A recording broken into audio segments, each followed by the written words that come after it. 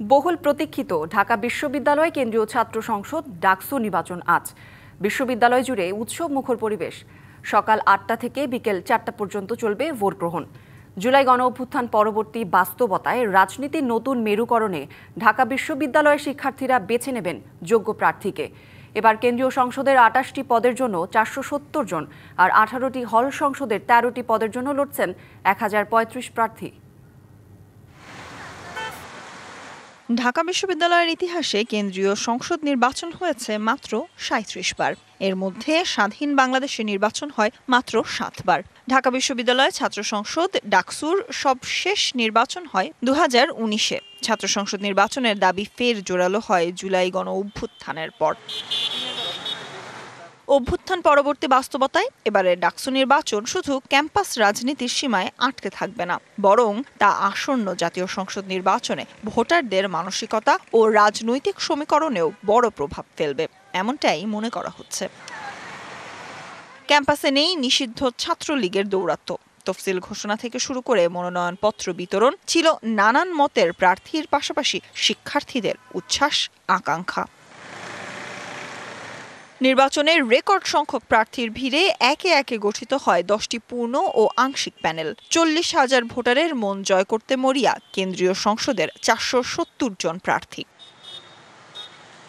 ছাত্রদল সমর্থিত প্যানেল থেকে আব্দুল ইসলাম খান ভিপি, শেখ তানভীর বারী হামিম জিএস এবং তানভীর আল হাদি মায়েদ এজিএস পদে লড়বেন। এছাড়া কেন্দ্রীয় সংসদের ২৮ জনের পূর্ণাঙ্গ প্যানেল এবং হল সংসদের প্যানেলও ঘোষণা করা হয়। শিক্ষা ও গবেষণায় প্রাধান্য রেখে দেয়া হয় ১০ দফার ইশতেহার।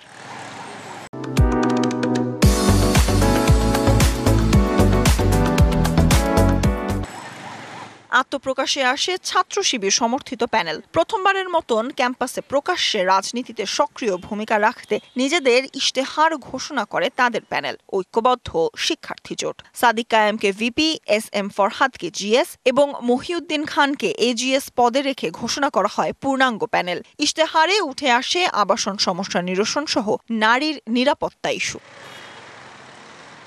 গণ অভ্যুত্থানের সম্মুখ সারিতে লড়াই করা বৈষম্য বিরোধী ছাত্র সংসদের প্যানেলটিও আছে আলোচনায়। মূল সংগঠন থেকে বেরিয়ে এসে অনেকেই লড়ছেন স্বতন্ত্র ব্যানারে নির্বাচনে। ভিপি পদে লড়বেন আব্দুল কাদের, জিএস আবু বাকের মজুমদার এবং এজিএস পদে আশরেফা খাতুন। গণরুমের রাজনৈতিক অপসংস্কৃতির পুনরাবৃত্তি না করার ঘোষণা তাদের। এবার চমক ছিল আন্দোলনের সময় পরিচিত মুখ উমামা ফাতেমার স্বতন্ত্র পদে লড়াইয়ের ঘোষণা। তার সাথে প্যানেল করতে আগ্রহী ছিলেন অধিকাংশ স্বতন্ত্র প্রার্থী। তবে হলগুলোতে বিরাজনীতিকরণের ১১ দফা ইশতেহারের ঘোষণা করে তার সাথে প্যানেল তৈরি করেন আল হাদি ভূঁইয়া ও জাহেদ আহমেদ।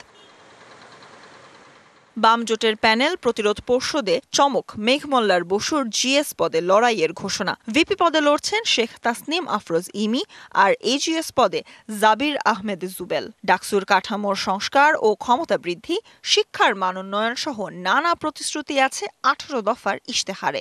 এছাড়াও আলোচনায় আছে বামদের আরেক জোট অপরাজয় ৭১, অদম্য ২৪। নাইম, অনয়, অদিতি লড়ছেন মূল ৩ পদে। ডাকসু নিয়ে বারবার আন্দোলনে যাওয়া বিনিয়ামিন মোল্লা লড়ছেন ভিপি পদে ডাকসু ফর চেঞ্জ প্যানেল থেকে। তার সাথে আছেন সাবিনা ইয়াসমিন ও নাহিদ ইসলাম। তাদের ইশতেহারের মূল লক্ষ্য ওয়ান স্টুডেন্ট ওয়ান সিট নিশ্চিত করা। আমারও যেমন দায়িত্ব আছে তাদেরকে সিরিজ করা সেটা। এছাড়াও এবারের নির্বাচনের আলোচনায় আছেন শামীম আহমেদ, তাহমিদ, জিম সহ বেশ কয়েকজন স্বতন্ত্র প্রার্থী। শিক্ষার্থীরা বলছেন ব্যালটের মাধ্যমে যোগ্য প্রার্থীকেই বেছে নেবেন তারা। সব মিলিয়ে ডাকসু নির্বাচন এখন সব অঙ্গনে আলোচনার কেন্দ্রবিন্দুতে। Sultana Swarna, DBC news, Dhaka.